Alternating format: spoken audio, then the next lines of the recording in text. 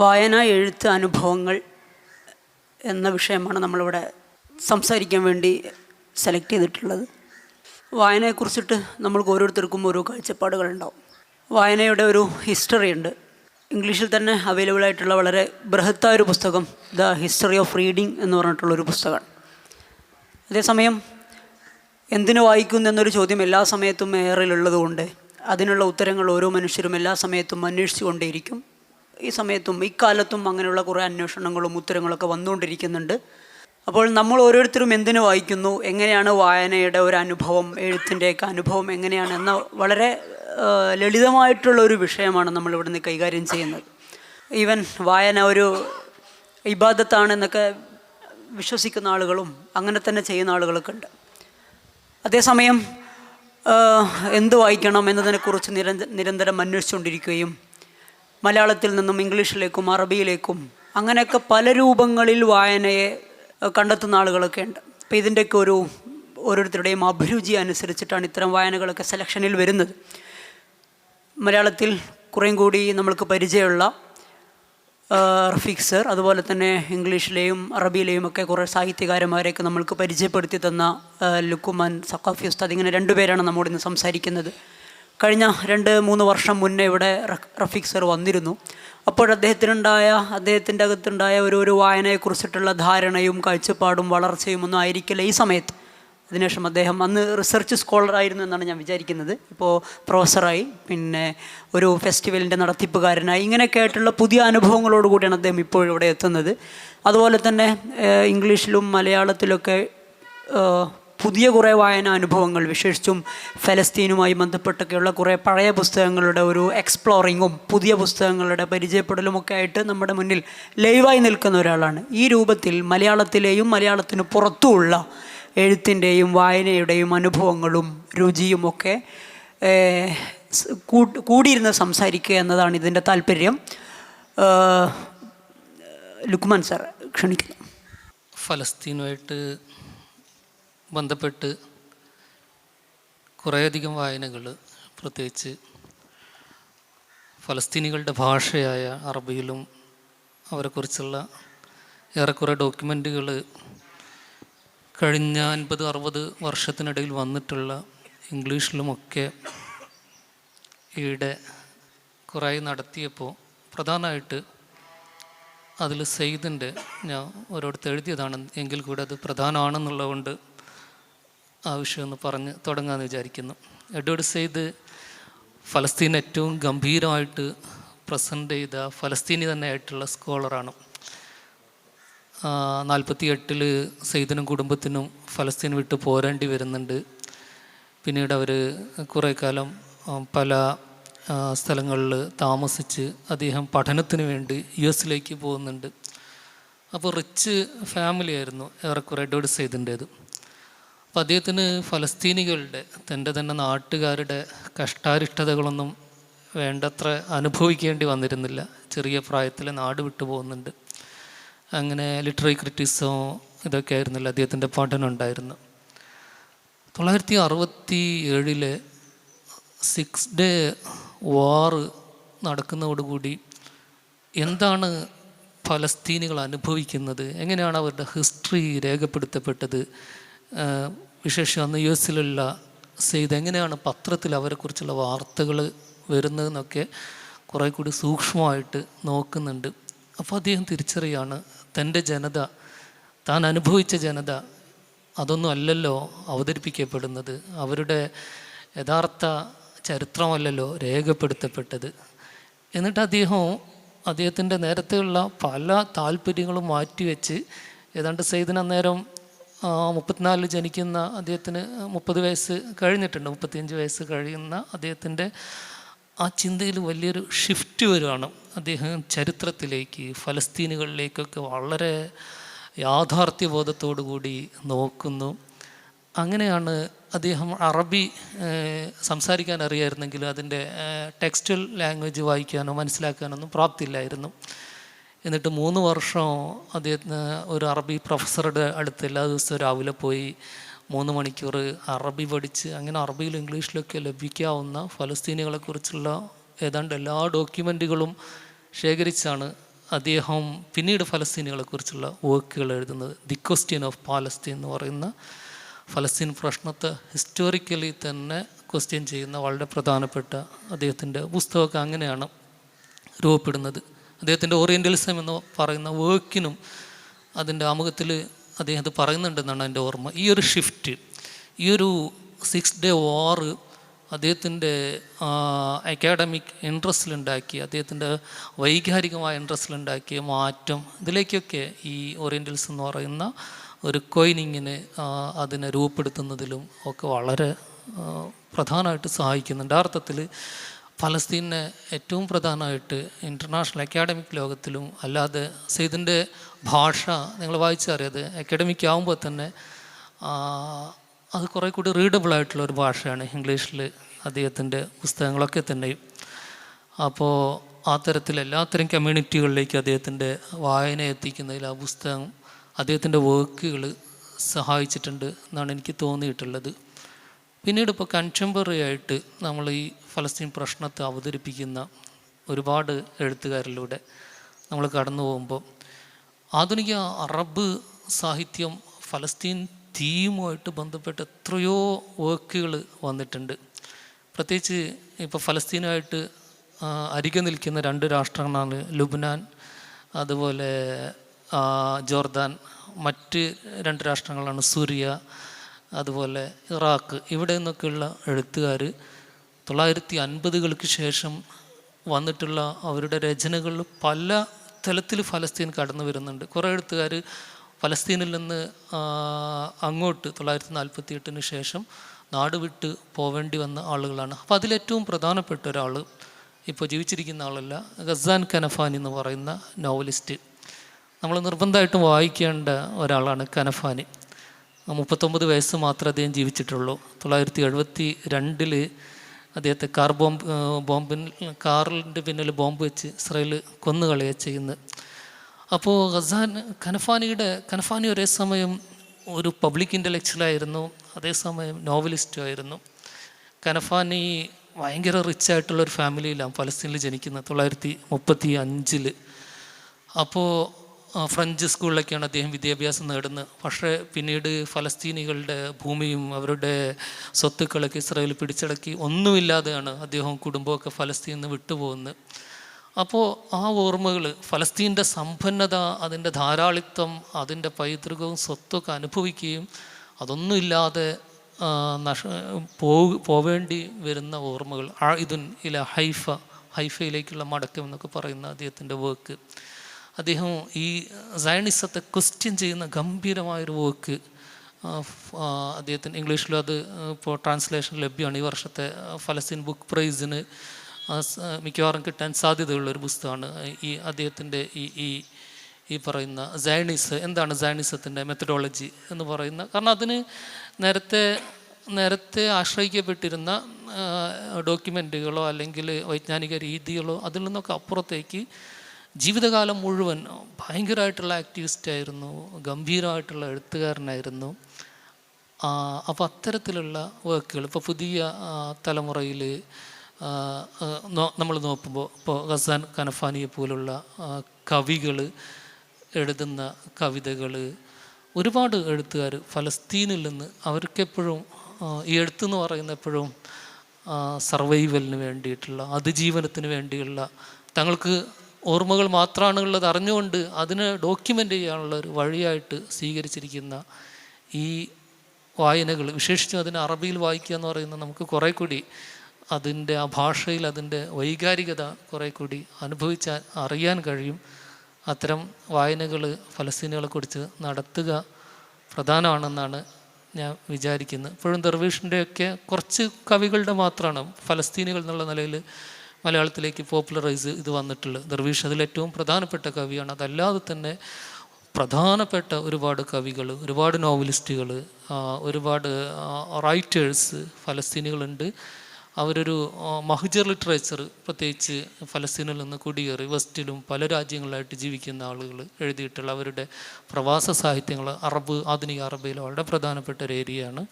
അപ്പോൾ അതിലേക്കൊക്കെ ഈ കോണ്ടെക്സ്റ്റ് നേരത്തെ സെയ്ദിൻ്റെ പറഞ്ഞല്ലോ, സെയ്ദിൻ്റെ 30 വർഷത്തെ അദ്ദേഹത്തിൻ്റെ ജീവിതത്തെ തന്നെ അദ്ദേഹം മാറ്റിവെച്ചുകൊണ്ടാണ് ഈ ഫലസ്തീൻ വിഷയത്തിലേക്ക് അദ്ദേഹം ഒരു ഹിസ്റ്റോറിക്കൽ കോണ്ടെക്സ്റ്റിലാണ് 6 ദിവസത്തെ വാറാണ് അദ്ദേഹത്തെ കംപ്ലീറ്റ്ലി പരിവർത്തിപ്പിക്കുന്നത്.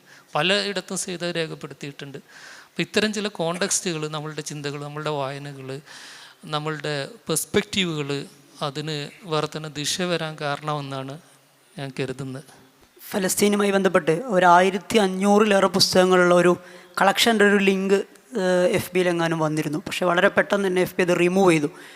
അപ്പോൾ അതിൻ്റെ ഒരു അകത്തുള്ളൊരു സംഗതി, അത്രയും പുസ്തകങ്ങൾ ഈ സമയത്ത് എക്സ്പ്ലോർ ചെയ്യപ്പെട്ടു എന്നുള്ളതാണ്. പക്ഷേ അത് PDF ഒക്കെ ഇങ്ങനെ ഷെയർ ചെയ്യുന്നതിൻ്റെ നിയമപരമായ പ്രശ്നം കൊണ്ടാണ് ആ സാധനം ഡിലീറ്റ് ചെയ്ത് പോയത്.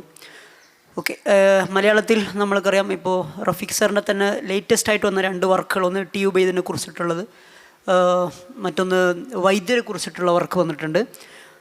എനിക്ക് തോന്നുന്നു ബഷീറിനെ കുറിച്ചിട്ടുള്ള പലപ്പോഴായിട്ട് എഴുതുകയും പറയുകയൊക്കെ ചെയ്തിട്ടുണ്ട്. അപ്പോൾ മലയാളത്തിൽ എന്തൊക്കെ വായിക്കണം, എങ്ങനെ വായിക്കണം എന്നതിനൊക്കെയുള്ള ഒരു സൂചന അത്തരം വർക്കുകളിലുണ്ട് എന്നാണ് ഞാൻ മനസ്സിലാക്കുന്നത്. കാരണം അത്ര കണ്ട് അവൈലബിൾ അല്ലാത്ത റിസോഴ്സുകൾ കണ്ടെത്തി അതിനെ ഒരു മെയിൻ സ്ട്രീമിലേക്ക് അത്തരം ആളുകളെ പരിചയപ്പെടുത്തുക എന്നതൊക്കെയുള്ള ഒരു വളരെ സാംസ്കാരികമായ പ്രവർത്തനം എന്നൊക്കെ പറയാവുന്ന രൂപത്തിലാണ് അദ്ദേഹത്തിൻ്റെ ഓരോ എഴുത്തും ഇടപെടലും എന്നാണ് ഞാൻ മനസ്സിലാക്കുന്നത്. ഇപ്പം എല്ലാവർക്കും എല്ലാ പുസ്തകങ്ങളും എല്ലാ ഏരിയകളും വായിച്ചോളണമെന്നില്ല.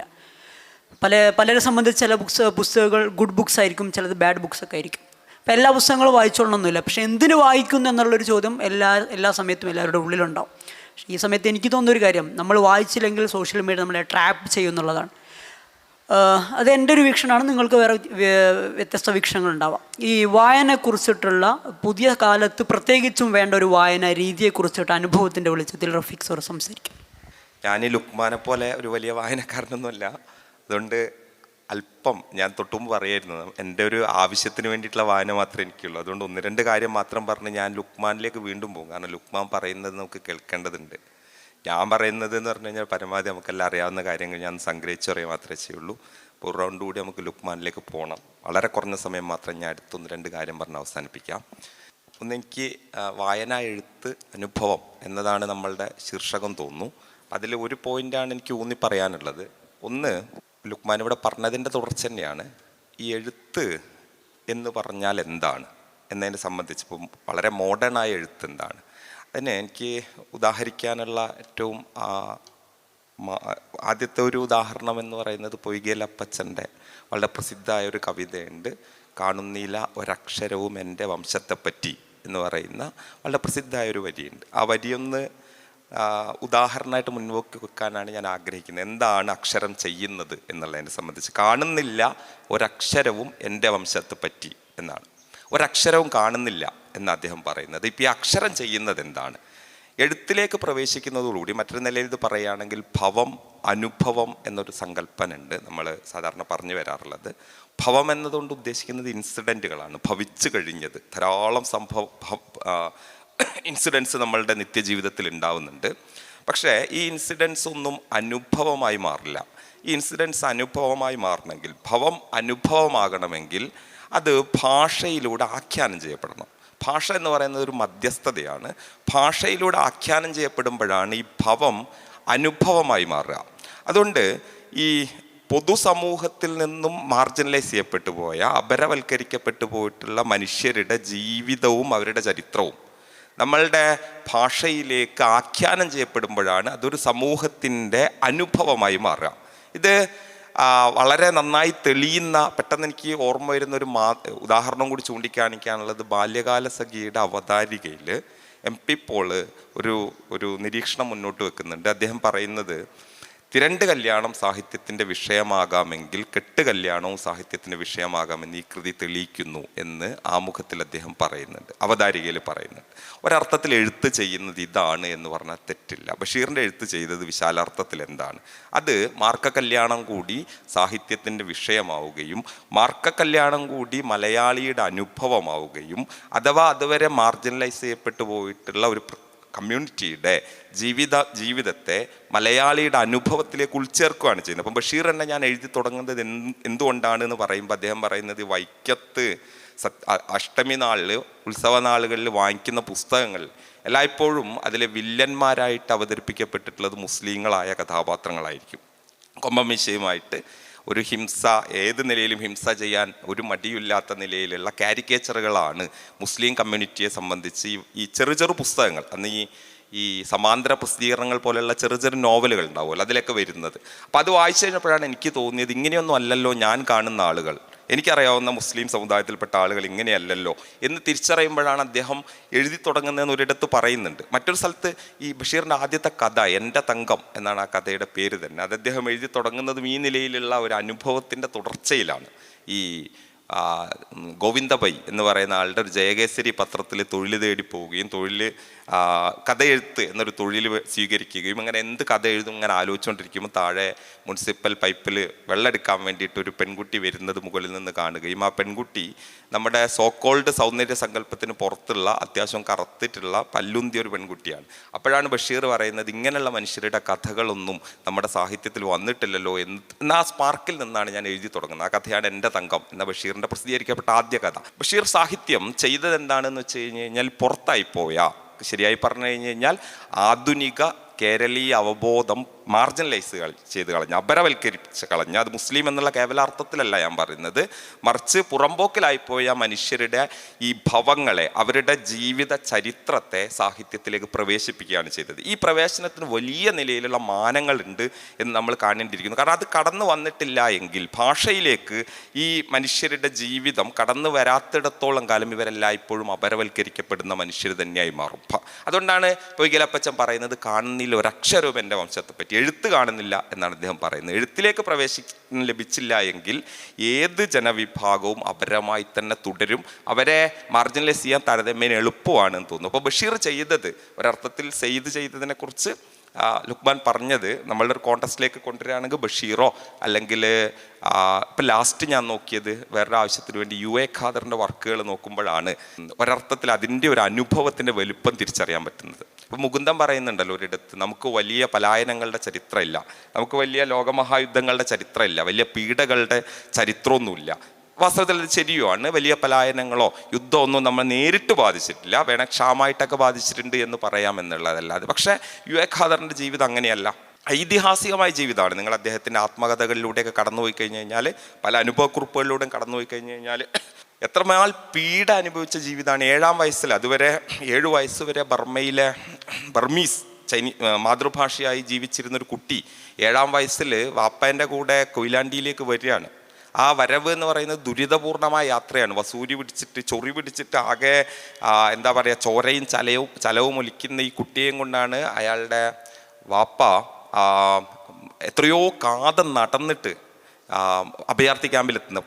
അദ്ദേഹത്തോട് പലരും പറയുന്ന ഒരു കാര്യം എന്താണെന്ന് വെച്ചാൽ, ഈ കുട്ടീനെ ഉപേക്ഷിക്കണം, ഈ കുട്ടിയെ അഭയാർത്ഥി ക്യാമ്പ്, റെഫ്യൂജി ക്യാമ്പിൽ ഇട്ടിട്ട് പോകണം. കാരണം എന്താണെന്ന് വെച്ചാൽ, ഈ കുട്ടിയെയും കൊണ്ട് നിങ്ങൾക്ക് മല കടക്കാൻ പറ്റൂല, ഹിമാലയ പർവ്വതം താണ്ടി വരണം, അത് കടക്കൽ സാധ്യമല്ല, ഈ കുട്ടീനെ ഒഴിവാക്കണം എന്ന് പലരും പറഞ്ഞിട്ടും കുട്ടിയെ അയാൾ കളയാതെ ഇങ്ങോട്ട് കൊണ്ടുവരും. കൊയിലാണ്ടിയിലെത്തും. 7 വയസ്സിന് ശേഷമാണ് അദ്ദേഹം മലയാളം പഠിച്ചു തുടങ്ങുകയും ചെയ്യുന്നത്. അപ്പം നമുക്ക് ആലോചിക്കാൻ പറ്റാത്ത നിലയിലുള്ള അനുഭവം യു എ ഖാദറിന് ഒരു അർത്ഥത്തിലുണ്ടായി. ഇതിൽ കൗതുകം എന്താണെന്ന് വെച്ച് കഴിഞ്ഞ് കഴിഞ്ഞാൽ, ഈ അനുഭവം കൊണ്ടായിരിക്കാം ഒരുപക്ഷെ ഇപ്പം യു എ ഖാദറിൻ്റെ ഏറ്റവും പ്രധാനപ്പെട്ട നോവലുകൾ നോക്കിക്കഴിഞ്ഞ് കഴിഞ്ഞാൽ അതിൽ കാണാൻ പറ്റും. ഇപ്പോൾ തൃക്കോട്ടൂർ എന്ന് പറയുന്ന ഒരു ദേശത്തെ അദ്ദേഹം സങ്കല്പിച്ചെടുക്കുന്നുണ്ട്. ഈ ദേശത്തിൻ്റെ കൗതുകം എന്താണെന്ന് വെച്ച് കഴിഞ്ഞാൽ, അത് നാഷൻ സ്റ്റേറ്റിൻ്റെ മിനിയേച്ചർ പതിപ്പല്ല, ദേശരാഷ്ട്രത്തിൻ്റെ മിനിയേച്ചർ പതിപ്പല്ല, മറിച്ച് ഈ പറഞ്ഞ പോലെ ബഷീറിൻ്റെ സ്ഥലം കഥകളിൽ നമ്മൾ കാണുന്നത് പോലെ ചെതറിപ്പോയ മനുഷ്യരാണ് ഈ തൃക്കോട്ടൂരിൽ നമ്മൾ കാണുന്നത്. ഒരർത്ഥത്തിൽ ബഷീറിലും യു എ ഖാദറിലും ഒക്കെ ഒരുപോലെയുള്ള എന്താണെന്ന് വെച്ച് കഴിഞ്ഞാൽ, ഈ നാഷൻ സ്റ്റേറ്റിൻ്റെ അപരമായിട്ടുള്ള മനുഷ്യരെ ഉൾക്കൊള്ളിക്കാനുള്ള ഒരു ശ്രമം നമുക്ക് ഇവരുടെ രണ്ടുപേരുടെയും എഴുത്തിൽ ഒരുപോലെ കാണാൻ പറ്റുമെന്ന് തോന്നുന്നു. ഇതൊക്കെ എനിക്ക് തോന്നുന്നത് ഇവരുടെ ഈ ജീവിതാനുഭവങ്ങൾ ഏതൊക്കെയോ നിലയിൽ, ഞാൻ അനുഭവം ആത്മകഥയായിട്ട് എഴുതുന്നു എന്നുള്ള കേവലാർത്ഥത്തിലല്ല, മറിച്ച് ജീവിതാനുഭവങ്ങൾ, സ്റ്റേറ്റ് എങ്ങനെയാണ് ഒരു വയലൻ്റായി മാറുന്നത് എന്നും, സ്റ്റേറ്റ് എങ്ങനെയാണ് മനുഷ്യരെ പുറത്താക്കുന്നത് എന്നും, ഈ മനുഷ്യരെ ഉൾക്കൊള്ളിക്കാനുള്ള ശ്രമമാണ് ബഷീറിൻ്റെയും യു എ ഖാദറിൻ്റെയൊക്കെ എഴുത്തിൽ കാണുന്നതെന്ന് തോന്നുന്നു. അതുകൊണ്ട് വായന എന്ത് ചെയ്യുന്നു എന്ന് വ്യക്തിപരമായി എനിക്കതിനോട് പ്രതികരിക്കാനുള്ള ഒരേ ഒരു കാര്യം എന്താണെന്ന് വെച്ച് കഴിഞ്ഞാൽ, വായന നമ്മളല്ലാത്ത മനുഷ്യരുടെ ലോകത്തേക്ക് കൊണ്ടുപോകുന്നു എന്ന് തന്നെയാണ്. നമ്മളല്ലാത്ത മനുഷ്യരുടെ ലോകത്തേക്ക് കൊണ്ടുപോവുകയും അവരെ കൂടി ഉൾക്കൊള്ളാൻ പാകത്തിന് നമ്മളെ എന്താ പറയുക, സാംസ്കാരികമായി വികസിപ്പിക്കുകയാണ് വായന ചെയ്യുന്നത് എന്നൊരു പോയിന്റ് മാത്രം പറഞ്ഞ് ഇനി അവസരം കിട്ടുകയാണ് മറ്റെന്തെങ്കിലും കൂടി സൂചിപ്പിക്കാൻ ശ്രമിക്കുക. റഫീഖ് സർ സൂചിപ്പിച്ചൊരു കാര്യം, വായന നമ്മൾക്ക് ഒരുപാട് ജീവിതങ്ങൾ തരുന്നു എന്നുള്ളതാണ്. കുറേ ജീവിതങ്ങൾ, ഒരു പക്ഷേ ഒരേ സമയത്ത് നമ്മൾ ചരിത്രത്തിലും വർത്തമാനത്തിലും ഭാവിയിലൊക്കെ ജീവിക്കേണ്ടി വരുന്നുണ്ട്. അത്തരം അനുഭവങ്ങൾ ഒരുപക്ഷെ കൂടുതൽ അനുഭവിച്ചിട്ടുണ്ടാകുക മലയാളത്തിൽ നിന്ന് ഇംഗ്ലീഷിലേക്കും മറ്റു ഭാഷകളിലേക്കൊക്കെയുള്ള പുതിയ അനുഭവങ്ങളും ആലോചനകളും തേടിപ്പോയ ഒരു വായനക്കാരിലായിരിക്കും. ആ അർത്ഥത്തിൽ എങ്ങനെയാണ് ഈ വ്യത്യസ്ത ഭാഷകളിലുള്ള വായനകളെയും പുസ്തകങ്ങളെയും ഒക്കെ കാണുന്നത്? റഫീഖ ഇപ്പോൾ ലാസ്റ്റ് പറഞ്ഞ കാര്യം വളരെ പ്രധാനമാണ്. വായന, പ്രത്യേകിച്ച് ഫിക്ഷൻ വായന, നമുക്ക് നൽകുന്ന അനുഭവങ്ങളുടെ ധാരാളിത്തം, ഏറെ അകലങ്ങളിൽ കിടക്കുന്ന മനുഷ്യരുടെ, അവരുടെ ഭാഷയുടെ, അവരുടെ സംവേദനങ്ങളുടെ, അവരുടെ നിശബ്ദതകളുടെ, അതിൻ്റെ പൊള്ളലുകൾ, അതിൻ്റെ ഹർഷങ്ങളൊക്കെ നമുക്ക് ഓരോ സമയം ഫിക്ഷനിൽ വളരെ കൃത്യമായിട്ട് അനുഭവിക്കാൻ പറ്റും. ഇപ്പോൾ ഫിക്ഷനെ കുറിച്ച് ഇംഗ്ലീഷിൽ ഈ ക്രിയേറ്റീവ് ഫിക്ഷൻ റൈറ്റിങ്ങിലൊക്കെ പറയുന്ന പ്രധാനപ്പെട്ട ഒരു കാര്യം നോട്ട് ടെല്ലിങ് ബട്ട് ഷോയിങ് എന്നുള്ളതാണ്. ഒരു കാര്യം പറയല്ല, നമ്മളെ കാണിച്ച് തരുകയാണ് ചെയ്യുക എന്ന് പറയുന്നത്. ഇപ്പോൾ വായനയുടെ, ഇപ്പോൾ ഞങ്ങളുടെയൊക്കെ ഒരു ജനറേഷൻ എന്ന് പറയുന്നത്, റഫീഖ എന്നെക്കാട്ടിലും കുറച്ചുകൂടി മൂത്തതായിരിക്കും, നമ്മളുടെയൊക്കെ ഒരു കുട്ടിക്കാലത്ത് നമ്മളുടെ ഒരു ആസ്വാദന ശീലം എന്ന് പറയുന്നത് പ്രധാനമായിട്ടും വായന തന്നെയായിരുന്നു. നമ്മളുടെയൊക്കെ ഗ്രാമങ്ങളിലൊന്നും ടെലിവിഷനൊന്നും അങ്ങനെ ഇല്ല. അങ്ങനെ ചെറിയ പ്രായം തൊട്ടേ തുടങ്ങിയിട്ടുള്ള വായനയാണ്. പിന്നീട് കുറേ കാലം കഴിഞ്ഞ് മൊബൈലും അതുപോലെ ഇപ്പോൾ നെറ്റ്ഫ്ലിക്സ് പോലുള്ള പലതരം സ്ട്രീമിംഗ് സംവിധാനങ്ങളൊക്കെ വരുമ്പോഴും അതിലേക്ക് ചില ഡോക്യുമെൻ്ററികളും മറ്റൊക്കെ കാണാൻ ശ്രമിക്കുമ്പോഴും പെട്ടെന്ന് തന്നെ ആ ഒരു ബഹള ലോകത്തിൽ നിന്ന്, ആ ഒരു ചമയ ലോകത്തിൽ നിന്ന് കുറേ കൂടി നമ്മളുടേതായിട്ടുള്ള വൈയക്തിക വലിയ സ്പേസ് തരുന്ന, നമുക്ക് ആലോചനകൾക്ക് ഒരു തരം പരിമിതികളില്ലാത്ത തരത്തിൽ വലിയ ലോകങ്ങളിലേക്ക് വാതിലുകൾ തുറക്കുന്ന വായനയിലേക്ക് തന്നെയാണ് തിരിച്ചു വരുമ്പോഴാണ് അതിൻ്റെ ആഹ്ലാദം ഇപ്പോഴും ലഭിക്കാറുള്ളത്. ഇപ്പോൾ നോക്കൂ, നമ്മളുടെ പ്രധാനപ്പെട്ട ഭാഷകൾ ഇംഗ്ലീഷ് ആവട്ടെ, അറബി ആവട്ടെ, ഫ്രഞ്ച് ആവട്ടെ, ഈ ലിറ്ററേച്ചറിനൊക്കെ പരസ്പരം ശാക്തീകരിക്കുന്നത് ഈ ഭാഷാപരമായിട്ടുള്ള കൈമാറ്റങ്ങളാണ്. അറബിൽ മോഡേൺ അറബിക് ലിറ്ററേച്ചർ എന്ന് പറയുന്നത് 18-ാം നൂറ്റാണ്ടിൽ ശാക്തീകരിക്കപ്പെടുന്ന പ്രവണത, പ്രത്യേകിച്ച് അതിൽ ഡ്രാമാസ്, അതിൽ അദബിൽ വരുന്ന റിവായാത്ത്, ഖസസ്, ഇതിനെല്ലാം വലിയ തോതിൽ ഫ്രഞ്ച് ലിറ്ററേച്ചറായിട്ട് ബന്ധമുണ്ട്. ഫ്രഞ്ച് ഈജിപ്ത് കുറച്ച് കാലമാണ് ഫ്രഞ്ചുകാർ ഭരിച്ചതെങ്കിലും അതിൻ്റെ ഫലമായിട്ട് കൾച്ചറൽ എക്സ്ചേഞ്ചുകൾ ആ കാലത്തുണ്ടാകുന്നു. അങ്ങനെ ഫ്രഞ്ചിൽ നിന്ന് ഒരുപാട് പുസ്തകങ്ങൾ അറബിയിലേക്ക് വരുന്നു, അറബിയിൽ നിന്ന് ഫ്രഞ്ചിലേക്ക് പോകുന്നു.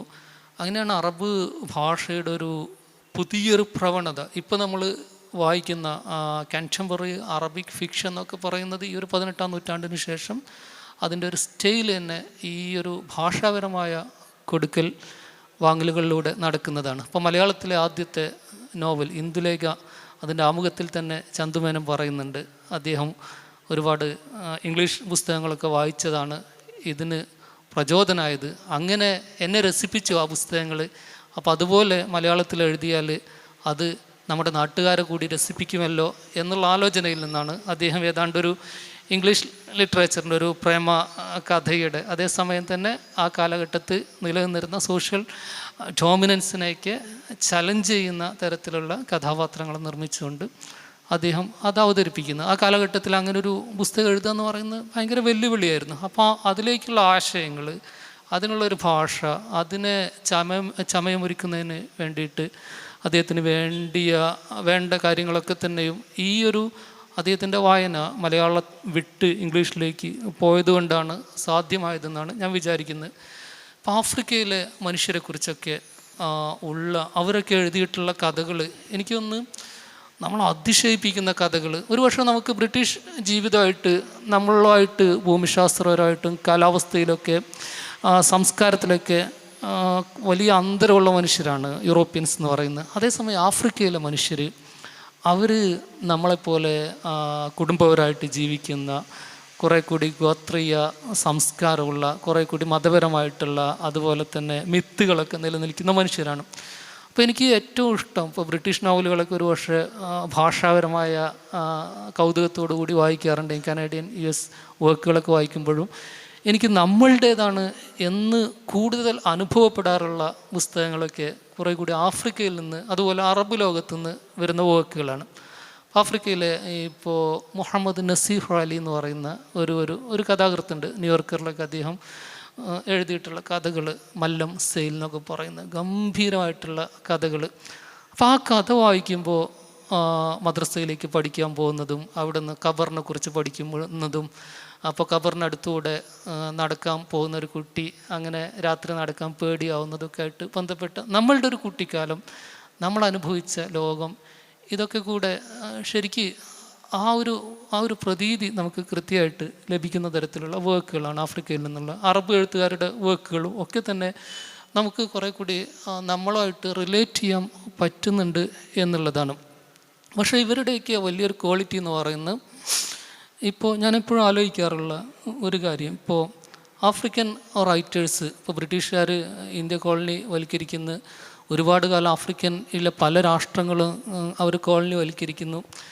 അപ്പോൾ നൈജീരിയയിൽ നിന്നൊക്കെയുള്ള എഴുത്തുകാർ അവർ നമ്മളെക്കാട്ടിലും വലിയ പീഡകൾ അനുഭവിച്ചാണ് ബ്രിട്ടീഷുകാരിൽ നിന്ന്. പക്ഷേ അവരൊരു നൂറ്റാണ്ട് കഴിയുമ്പോഴേക്ക് ഇംഗ്ലീഷ് ഭാഷ ഉപയോഗിച്ചുകൊണ്ട് ബ്രിട്ടീഷ് ലിറ്ററേച്ചറിനെ വെല്ലുവിളിക്കുന്ന തരത്തിൽ ആ ഭാഷ കൊണ്ട് അവരെക്കുറിച്ച് നിർമ്മിച്ചിരുന്ന പൊതുബോധത്തെ അപനിർമ്മിക്കുന്ന തരത്തിലേക്ക് ആ ഭാഷ അവർ കൈവശപ്പെടുത്തി എന്നുള്ള.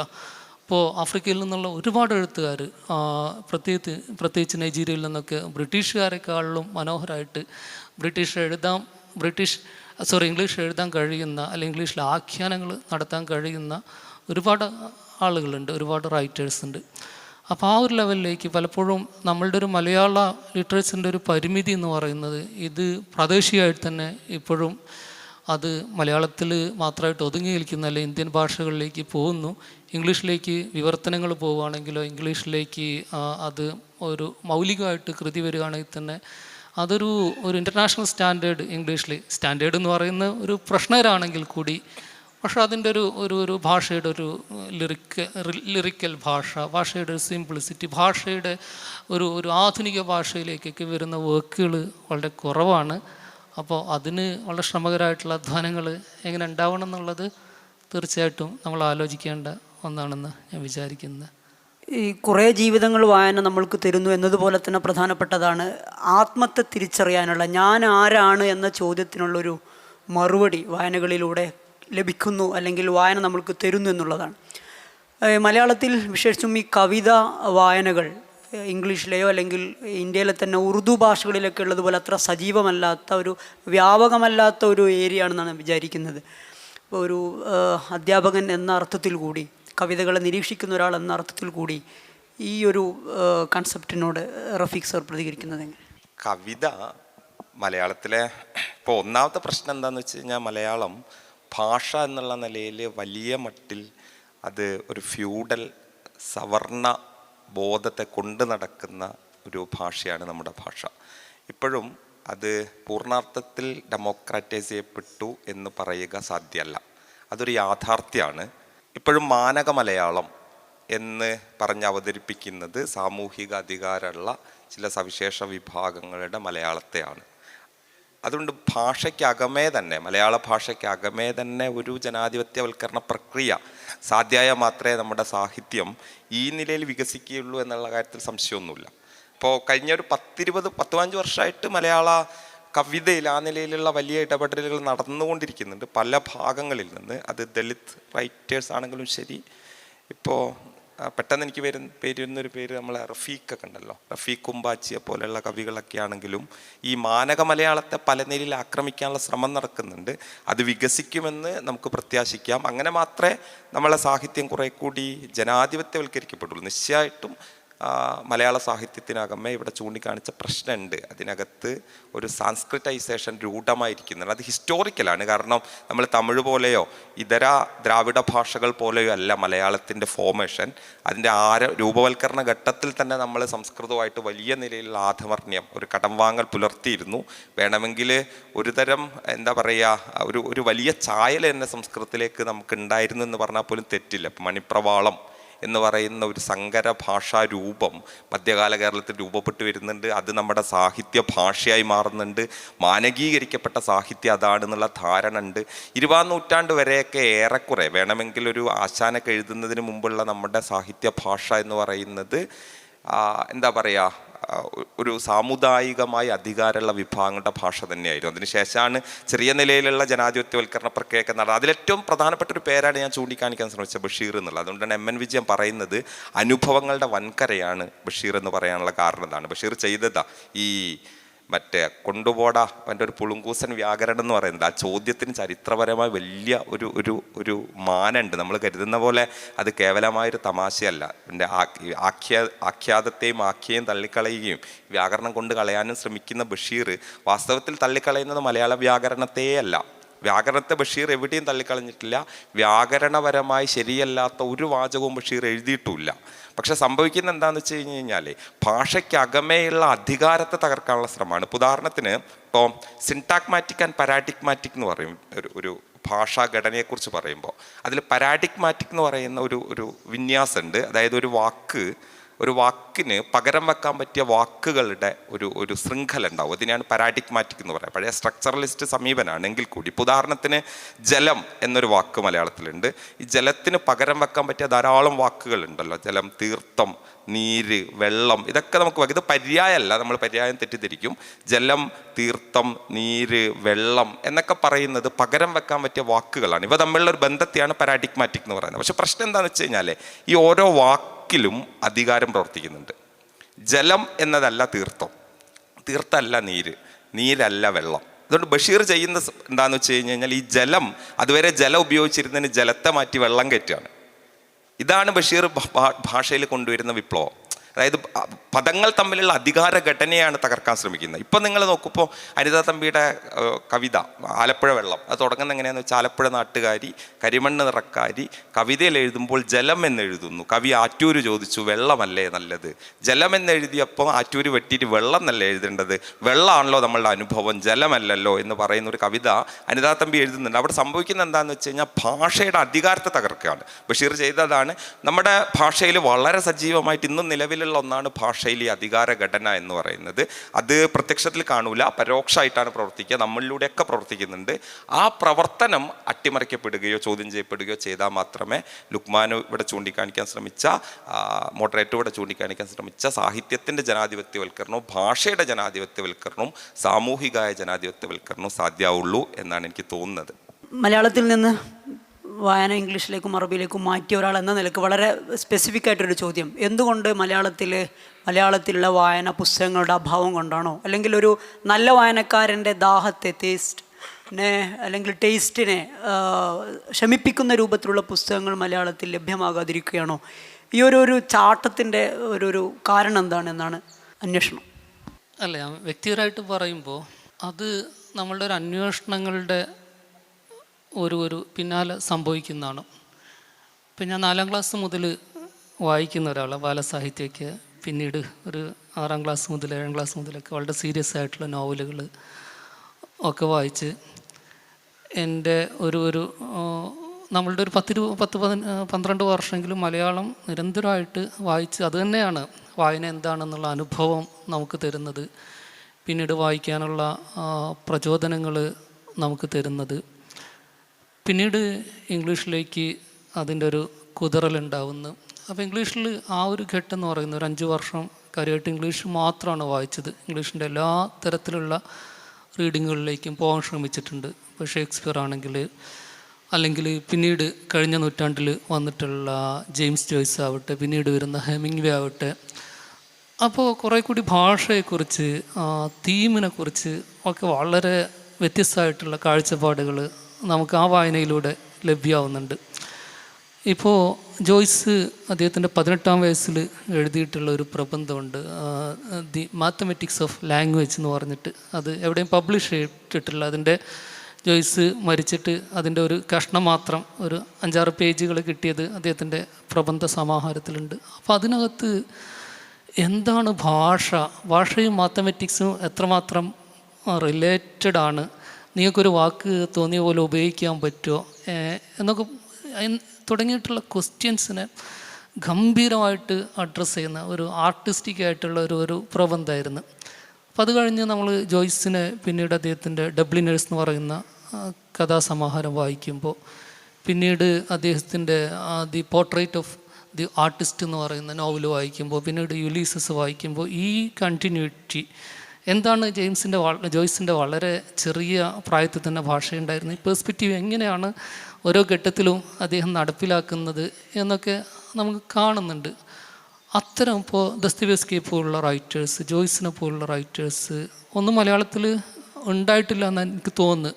അവരനുഭവിച്ച പോലുള്ള ഒരു കാലത്തെയും മലയാളികൾ അനുഭവിക്കേണ്ടി വന്നിട്ടില്ല. ഇപ്പോൾ ജോയ്സ് ജീവിതത്തിലെ ഒരു വലിയ കാലം ഭയങ്കര ദരിദ്രവാസിയായിരുന്നു. അയാൾ ഡബ്ലിനിലെ കഷ്ടപ്പാടുകൾ കൊണ്ട് യൂറോപ്പിലെ പല ഭാഗങ്ങളിലാണ് ജീവിക്കുന്നത്. എഴുത്തുകൊണ്ട് ജീവിക്കാൻ കഴിയാതെ ഭാഷകളൊക്കെ പഠിപ്പിച്ചാണ് അദ്ദേഹം ജീവിച്ചുകൊണ്ടിരുന്നത്. അങ്ങനെ ജീവിക്കുമ്പോഴും ഒരു തരത്തിലും തൻ്റെ ലിറ്ററേച്ചറിനെ കോംപ്രമൈസ് ചെയ്യാൻ തയ്യാറാകുന്നില്ല. 7 വർഷം അദ്ദേഹം നടക്കുന്നുണ്ട് ഡബ്ലിനേഴ്സ് എന്ന് പറയുന്ന ഈ കഥ പുറത്തിറക്കാൻ വേണ്ടിയിട്ട്. ആരും പബ്ലിഷ് ചെയ്യുന്നില്ല. അപ്പോൾ അന്നത്തെ പ്രസാദകർ പറയുന്നതിലോ പദങ്ങൾ കൊള്ളൂല, നിങ്ങൾ ഈ പദം മാറ്റണം, അതിനൊന്നും അദ്ദേഹം തയ്യാറാകുന്നില്ല. പിന്നീട് എസ്ര പൗണ്ട് എന്ന് പറയുന്ന ഇംഗ്ലീഷിലെ വളരെ പ്രധാനപ്പെട്ട കഴിഞ്ഞ നൂറ്റാണ്ടിലെ കവിയും അദ്ദേഹത്തിൻ്റെ ദി ABC ഓഫ് റീഡിംഗ് എന്ന് പറയുന്ന ഒരു വർക്കുണ്ട്, റീഡിങ്ങുമായിട്ട് ബന്ധപ്പെട്ട് വളരെ ഫൈനസ്റ്റ് ആയിട്ടുള്ള പുസ്തകമാണ് എസ്ര പൗണ്ടിൻ്റെ പുസ്തകം. അത് സാന്ദർഭികമായിട്ട് സജസ്റ്റ് ചെയ്തേ ഉള്ളൂ. അപ്പോൾ ആ തരത്തിലുള്ള വായനകൾ നമ്മൾ നടക്കുമ്പോൾ കുറേ കൂടി ഇംഗ്ലീഷ് ഭാഷയുടെ കഴിഞ്ഞ 1920-കൾക്ക് ശേഷമൊക്കെ വന്നിട്ടുള്ള വർക്കുകൾ, പ്രത്യേകിച്ച് ദി ന്യൂയോർക്കർ മാഗസിൻ്റെയൊക്കെ സ്വാധീനം കൊണ്ട് പല എഴുത്തുകാരുടെയും വളരെ നന്നായിട്ട് എഡിറ്റ് ചെയ്ത് വരുന്ന വർക്കുകളാണ്. അതിന് ഗംഭീരമായിട്ട് അതിൻ്റെ ലാംഗ്വേജിലും തീമിലൊക്കെ കൂടി നമുക്ക് അതിൻ്റെ ഒരു ഭംഗി നമ്മളെ വായിപ്പിക്കുന്ന തലം നമുക്ക് കാണാൻ പറ്റുന്നുണ്ട്. അറബിയിലും അതുപോലെ തന്നെ വലിയ മാറ്റങ്ങൾ കഴിഞ്ഞ ഒരു നൂറ്റാണ്ടിനിടെ സംഭവിച്ചതാണ്. അപ്പോൾ അറബി നമ്മൾ വായിക്കുക എന്ന് പറയുന്നത് നമുക്ക് കുറേ കൂടി എളുപ്പമാണ്. കാരണം നമ്മൾ അറബിയുടെ ക്ലാസിക്കൽ അറബി നന്നായിട്ട് പഠിക്കുന്ന നമുക്ക് ഈ മോഡേൺ അറബിയിലേക്ക് പോകുക എന്ന് പറയുന്നത് കുറേ കൂടി പദങ്ങളും ശൈലികളൊക്കെ ഒരു വർഷം 2 വർഷമൊക്കെ നമ്മൾ നന്നായിട്ട് വായിച്ചാൽ എത്താവുന്നേ ഉള്ളൂ. അപ്പം അത് ഈ ലോകങ്ങളിലേക്കുള്ള ഒരു അനുഭവിക്കൽ കൂടിയാണ്. പിന്നീട് ഭാഷ എന്ന് പറയുന്നത് നമ്മുടെ ജീവിതത്തിൻ്റെ കൂടെ ഭാഗമാവുന്നു, നമ്മളെ ഇൻ്റർനാഷണലൈസ് ചെയ്യുന്നു. അതിനുകൂടെയുള്ള ഒരു വഴിയായിട്ടാണ് ഞാൻ റീഡിങ്ങിനെ, ഈ 2 ഭാഷയിലുള്ള റീഡിങ്ങിനെ കാണുന്നത്. വായനക്കാരനാണെങ്കിലും എഴുത്തുകാരനാണെങ്കിലും വളരെ അനിവാര്യമെന്ന് പറയാവുന്നൊരു സംഗതി ഇച്ഛാശക്തി ഉണ്ടെങ്കിലേ നടക്കുള്ളൂ എന്നുള്ളതാണ്. ഒരുപക്ഷെ ഒരു യുദ്ധത്തിൽ പങ്കെടുത്ത ഒരാളെക്കാളും ഗംഭീരമായ ഇച്ഛാശക്തി വേണ്ടിയിരുന്നു അതിനെക്കുറിച്ച് വായിക്കുന്ന ഒരാൾക്ക്. പുതിയ കാലത്ത് വായന പതുക്കെ കേൾവിയിലേക്ക് മാറുന്നു. അതിന് കുറേ കൂടി കഴിഞ്ഞാൽ പുസ്തകങ്ങൾ ചിലപ്പോൾ ചിത്രങ്ങളായിട്ടൊക്കെ നമ്മുടെ മുന്നിൽ വരൂല എന്നൊന്നും പറയാൻ കഴിയില്ല. ഈ അർത്ഥത്തിൽ ഈ ഇച്ഛാശക്തി ഇല്ലായ്മയാണോ, അതല്ല വായിക്കുന്നത് കൊണ്ടുള്ള പേടി കൊണ്ടാണോ ഇങ്ങനെ വായനകളിൽ പുതിയ പുതിയ മാറ്റങ്ങളെ പെട്ടെന്ന് തന്നെ മലയാളി സ്വീകരിക്കുന്നത് എന്നാണ്? സമയവും ദീർഘിച്ചിട്ടുണ്ടെന്ന് തോന്നുന്നു. ഒരൊറ്റ കാര്യം ഞാൻ പറയാം. ഇപ്പോൾ റീഡിങ് മാറുന്നു, വായനയുടെ ക്രമം മാറുന്നു എന്ന് പറയുന്നത് വളരെ സ്വാഭാവികമാണെന്നാണ് എനിക്ക് തോന്നുന്നത്. കാരണം ഈ വായന എന്നത് വളരെ ആധുനികമായി, ഇപ്പോൾ ആൽബർട്ടോ മാംഗോലിൻ്റെ പുസ്തകത്തെക്കുറിച്ച് ഇവിടെ തുടക്കത്തിൽ പറഞ്ഞല്ലോ, ഹിസ്റ്ററി ഓഫ് റീഡിങ്. വായന വളരെ മോഡേൺ ആയിട്ടുള്ള ഒരു പ്രതിഭാസമാണ്, വളരെ ആധുനികമായിട്ട് ഉണ്ടായതാണ് വായന. അപ്പം അതിന് മുമ്പുള്ളതിനെ നമുക്ക് വായന എന്ന് വിശേഷിപ്പിക്കാൻ പറ്റില്ല, അത് പാരായണമാണ്, പാരായണം ചെയ്യുകയാണ് ചെയ്യുന്നത്. അപ്പോൾ വേദപുസ്തകങ്ങളുടേത് പാരായണമാണ്, പാരായണം അല്ല റീഡിങ്.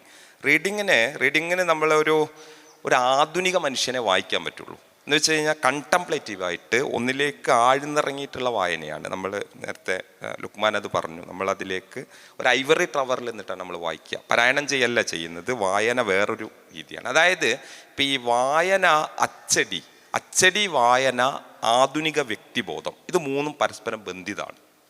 അച്ചടി വരുമ്പോഴാണ് പറയുന്ന ലോകം അവസാനിക്കും, പറച്ചിലിൻ്റെ ലോകം അവസാനിപ്പിക്കുകയും രേഖീയമായൊരു ലോകം രൂപപ്പെടുകയും ചെയ്യുന്നത് അച്ചടിയോടുകൂടിയാണ്. ഇതേ ലോകത്തിൻ്റെ ഒരു എക്സ്റ്റൻഷനായിട്ടാണ് റീഡിങ് വരുന്നത്. റീഡിങ് എപ്പോഴും രേഖീയായിരിക്കും. ഒന്നിലേക്ക് ആഴ്ന്നിറങ്ങിയാണ് വായിക്കാൻ പറ്റുക, ഒന്നിലേക്ക് കണ്ടംപ്ലേറ്റീവായിട്ട് അതിലേക്ക് ഏകാഗ്രമായിരുന്നേ വായിക്കാൻ പറ്റുള്ളൂ. പലത് വായിക്കാൻ പറ്റൂല, പലത് കേൾക്കുന്ന പോലെ പലത് വായിക്കാൻ പറ്റൂല. ഒന്നിലേക്ക് നമ്മൾ കോൺസെൻട്രേറ്റ് ചെയ്യേണ്ടതുണ്ട്. ഇതൊരു മോഡേൺ ഇൻഡിവിജ്വലിൻ്റെ, ആധുനിക ആത്മബോധത്തിൻ്റെ തന്നെ എന്താ പറയുക, 2 നിലയിലുള്ള പ്രകാശനാണെന്ന് വേണമെങ്കിൽ പറയാം. ഇപ്പം സംഭവിച്ചുകൊണ്ടിരിക്കുന്ന ഒരു പ്രശ്നം എന്താണെന്ന് വെച്ച് കഴിഞ്ഞാൽ, പ്രത്യേകിച്ചും കഴിഞ്ഞ 10-30 വർഷമായിട്ട് ഈ ആധുനിക ആത്മബോധം എന്ന് പറയുന്നത് തകർന്നു കഴിഞ്ഞു, ചെതറിക്കഴിഞ്ഞു. ദൃഢമായ ഒരു വ്യക്തിബോധം എന്നത് ഇന്ന് നിലവിലില്ല. അതിനെയാണ് നമ്മൾ പൊതുവെ പോസ്റ്റ് മോഡേൺ എന്നൊക്കെയുള്ള ഒരു ഫേസായിട്ട് പറയാറുള്ളത്. അതായത് ഒരു ആധുനിക വ്യക്തിയായിട്ട് ഒരു ഉദ്ധൃത പുരുഷനായിട്ടൊന്നും നമുക്കിന്ന് നിൽക്കാൻ പറ്റൂല. ഒരർത്ഥത്തിലും ഒരു പഴയ ഒരു മസ്കുലിൻ ആയിട്ടൊന്നും നിൽക്കാൻ പറ്റൂല. കുറേ കൂടി നമ്മളിങ്ങനെ അയഞ്ഞു തുടങ്ങിയിരിക്കുന്നു. ഈ അയഞ്ഞു തുടങ്ങിയതിന് സമാനമായിട്ട് നമ്മുടെ വായന മാറും, അച്ചടിയും മാറും. അച്ചടി ഇന്ന് പഴയ നിലവിൽ അച്ചടി ഇനി അങ്ങോട്ട് ഉണ്ടാവുമെന്ന് എനിക്ക് തോന്നുന്നില്ല. ലുക്മാൻ പറഞ്ഞ പോലെ പുതിയ തരം പ്ലാറ്റ്ഫോമുകൾ വരും, ഈ റീഡിങ്ങുകൾ വരും, ആ നിലയിലുള്ള വായനയും വരും. അതുകൊണ്ട് പഴയ പുസ്തക വായന തന്നെ ഇനിയും തുടരണം എന്ന ഗൃഹാതുരത്വങ്ങളിലൊന്നും യാതൊരു കാര്യമുണ്ട് എനിക്ക് തോന്നുന്നില്ല. പലപ്പോഴും പറയാറുള്ളത് പോലെ പുസ്തകത്തിൻ്റെ മണം എന്നൊന്നും പറയുന്നതിലൊന്നും യാതൊരു അർത്ഥവുമില്ല. മറിച്ച് റീഡിങ് മാറും, റീഡിങ് നിൽക്കും. അത് ഈ മറ്റേ നമ്മളെ ഹുംബർട്ടോക്ക് തന്നെ പറയുന്നുണ്ടല്ലോ, ചക്രം കണ്ടുപിടിച്ച പോലെയാണ്.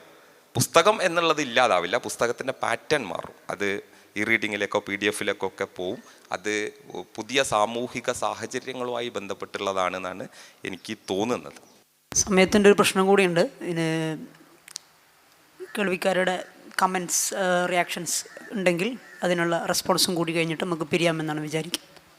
അപ്പോൾ എല്ലാം മാറ്റങ്ങൾക്ക് വിധേയമാണ്. ഇപ്പോൾ ഒരു 15 വയസ്സുള്ള കുട്ടിക്കൊന്നും ഇപ്പോൾ ആ കാണുന്ന റേഡിയോ അല്ലെങ്കിൽ ഇവിടെ കാണുന്ന ടേപ്പ് റെക്കോർഡ്, ഓലിട്ടിട്ടുള്ള ടേപ്പ് റെക്കോർഡൊക്കെയാണത്. അപ്പോൾ അതൊക്കെ അതിൻ്റെ കാലമൊക്കെ പോയി. ഇപ്പോൾ ഈ സാധനമൊന്നും അറിയില്ല എന്നതുപോലെ ഭാഷക്കും എഴുത്തിനും എല്ലാത്തിനും മാറ്റം വരികയാണ്. ഇപ്പോൾ എൻ്റെ ഒരു ചോദ്യം, ഒരു 100 വർഷം മുമ്പ് നമ്മളിപ്പോൾ മലയാളികളായ ഓഡിയൻസും മലയാളമാണ് നമ്മൾ സംസാരിക്കുന്നത്. പക്ഷേ ഒരു 100 വർഷം മുമ്പുള്ളൊരു മലയാളികളാണ് ഇവിടെ ഇരിക്കണമെങ്കിൽ ഈ സംസാരം അവർക്കൊന്നും പിടികിട്ടൂല, വെറുതെ ഇരുന്ന് പോയിന്നേ ഉണ്ടാവുള്ളൂ. അപ്പോൾ അത്രത്തോളം നമ്മൾ മലയാളത്തിൽ തന്നെ മറ്റു ഭാഷകൾ കടമെടുത്തു. ഈ മലയാളികൾ മാത്രമല്ല, മിക്ക ഭാഷക്കാരും അന്യഭാഷകളെ കടമെടുത്തിട്ടാണ് സംസാരിക്കുന്നത്. ഇപ്പം ഞാൻ സംസാരിക്കുകയാണെങ്കിൽ തന്നെ ഇതിൽ ഒരുപാട് ഇനി സംസാരം തുടർന്നാൽ ഒരുപാട് ഇംഗ്ലീഷ് വേർഡ്, മറ്റു പദങ്ങൾ ഇങ്ങനെ വന്നുകൊണ്ട് നിൽക്കും.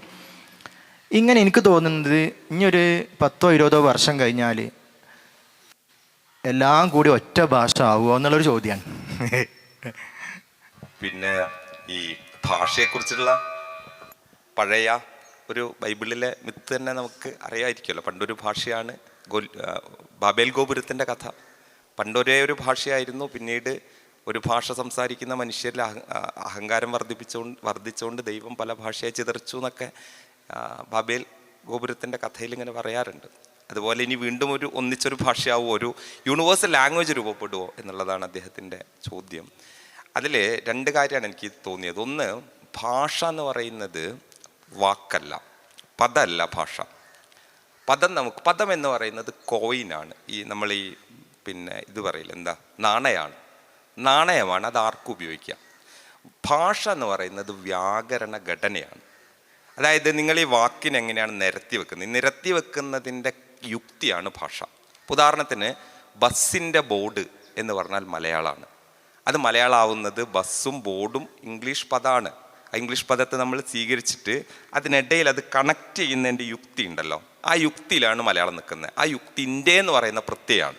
2 വാക്കുകളെ ഇൻ്റെ വെച്ച് കണക്ട് ചെയ്തിട്ട് നമ്മളത് മലയാളമാക്കുകയാണ് ചെയ്യുന്നത്. അതുകൊണ്ട് ബസ്സും ബോർഡും ഒക്കെ നമുക്ക് സ്വീകരിക്കാം. ഏത് ഭാഷയിൽ നിന്നും ഏത് പദത്തെയും നമുക്ക് സ്വീകരിക്കാം. മലയാളം നിലനിൽക്കുക, അത് കണക്ട് ചെയ്യുന്നതിൻ്റെ യുക്തി നിലനിൽക്കുന്നിടത്തോളം കാലമാണ്. ഇതാണ് നമ്മൾ ഭാഷയെ സംബന്ധിച്ചുള്ള ഏറ്റവും ആധുനികവും ജനാധിപത്യപരമായ ഒരു പൊസിഷനായിട്ട് ഇന്ന് സ്വീകരിക്കാറുള്ളത്. അതുകൊണ്ട് മലയാളത്തിലേക്ക് ഇതര ഭാഷകൾ ധാരാളം കടന്നു വരുന്നു, ഇനി മലയാളം ഇല്ലാതാവുമോ എന്ന് ഭയപ്പെടുന്നതിൽ ഏതെങ്കിലും അർത്ഥമുണ്ട് എന്നെനിക്ക് തോന്നുന്നില്ല. 1. 2, ഒരു യൂണിവേഴ്സൽ ലാംഗ്വേജ് നിലവിൽ വരുമോ എന്നുള്ളതാണ്. ഇതൊരു പ്രശ്നമാണ്. കാരണം ഇന്ന് ഇപ്പോൾ ലുക്മാൻ പറയുന്ന പോലെ ഒരു ഇമ്പീരിയലിസത്തെ എതിർക്കാൻ നമ്മളുടെ കയ്യിലുള്ള ഏറ്റവും പ്രധാനപ്പെട്ട ടൂൾ എന്താണ്? ഇന്ത്യൻ കോണ്ടക്സ്റ്റിൽ പറയുകയാണെങ്കിൽ ഹിന്ദുത്വ ഫാസിസത്തെ എതിർക്കാൻ നമ്മളുടെ കയ്യിലുള്ള പൊളിറ്റിക്കൽ ടൂൾ എന്താണ്? എനിക്ക് തോന്നുന്നത് ഭാഷയാണ്, റീജിയണൽ ലാംഗ്വേജാണ്, റീജിയണൽ കൾച്ചറൽ ലാംഗ്വേജാണ്. ഈ രാമേന്ദ്ര ഗുഹയെക്കുറിച്ചിട്ട് ലുക്മാൻ കഴിഞ്ഞ ദിവസം എഴുതിയിരുന്നു. ഗുഹയുടെ ഇന്ത്യ ആഫ്റ്റർ ഗാന്ധി എന്ന് പറയുന്ന പുസ്തകത്തിനകത്ത് ഗുഹ നടത്തുന്ന ഒരു നല്ല നിരീക്ഷണമുണ്ട്. ഇന്ത്യ അതിജീവിക്കും, അതിൻ്റെ ഭരണഘടന മാറ്റി എഴുതപ്പെടാത്തിടത്തോളം കാലം. മിതമായ കാര്യക്ഷമതയുള്ള സിവിൽ സർവീസും സേനയും നിലനിൽക്കുന്നിടത്തോളം കാലം. അവസാനം അദ്ദേഹം പറയുന്നത്, മറക്കാതെ പറയട്ടെ, ഇന്ത്യക്കാർ പ്രാദേശിക ഭാഷയിലെ സിനിമകൾ കാണുകയും ആ പത്രങ്ങൾ വായിക്കുകയും അതിലെ പാട്ടുകൾ പാടുകയും ചെയ്യുന്നിടത്തോളം കാലം ഇന്ത്യ അതിജീവിക്കും എന്നൊരു നിരീക്ഷണം അദ്ദേഹം നടത്തുന്നുണ്ട്. എന്ന് വെച്ചാൽ ഇന്ത്യയെ ഒരു വേണമെങ്കിൽ ഹിന്ദി കേന്ദ്രീകൃതമായിട്ടുള്ള അവരുടെ ആധുനിക ഹിന്ദിയെ കേന്ദ്രീകരിച്ചുകൊണ്ട് രൂപപ്പെടുത്തിയെടുക്കാൻ ശ്രമിക്കുന്ന ഒരു ഹിന്ദുത്വ ഭാരതത്തെ എതിരിടാൻ നമ്മുടെ കയ്യിലുള്ള ഏറ്റവും പ്രധാനപ്പെട്ട ടൂളുകളിലൊന്ന് എന്ന് പറയുന്നത് റീജിയണൽ ലാംഗ്വേജാണ് നമ്മുടെ കോണ്ടക്സ്റ്റ്. ഇനി വിശാലാർത്ഥത്തിൽ പറയുകയാണെങ്കിൽ ഇമ്പീരിയലിസത്തെ എതിർക്കാനും നമ്മുടെ കയ്യിലുള്ളത് റീജിയണൽ ലാംഗ്വേജുകൾ തന്നെയാണ്. നെഗ്രിറ്റ്യൂഡ് മുന്നേറ്റം അതാണ് നമുക്ക് കാണിക്കുന്നത്. ലാറ്റിൻ അമേരിക്കയിൽ നിന്നുണ്ടായിട്ടുള്ള എല്ലാ വിപ്ലവ പ്രസ്ഥാനങ്ങളും അതാണ് നമുക്ക് കാണിക്കുന്നത്. വേണമെങ്കിൽ പലസ്തീൻ മുന്നേറ്റം പോലും നമുക്ക് തരുന്ന ഒരു പ്രതീക്ഷ ഇതാണ്. റീജിയണൽ ലാംഗ്വേജസിനും റീജിയണൽ ലിറ്ററേച്ചറിനും വലിയ പ്രാധാന്യമുണ്ട്, പൊളിറ്റിക്കൽ പ്രാധാന്യമുണ്ട്. ഏത് കാലത്തോളം ഇമ്പീരിയലിസമോ ഈ പറയുന്ന ഫാസിസത്തിൻ്റെ ഭിന്ന രൂപങ്ങളോ ഇല്ലാതാവുന്നത് വരെ. അതില്ലാത്ത ഒരു സമത്വത്തിൻ്റെ ലോകം രൂപപ്പെടുമ്പോൾ നമുക്ക് വേണമെങ്കിൽ ഒരു യൂണിവേഴ്സൽ ലാംഗ്വേജിനെ കുറിച്ച് ആലോചിക്കാം.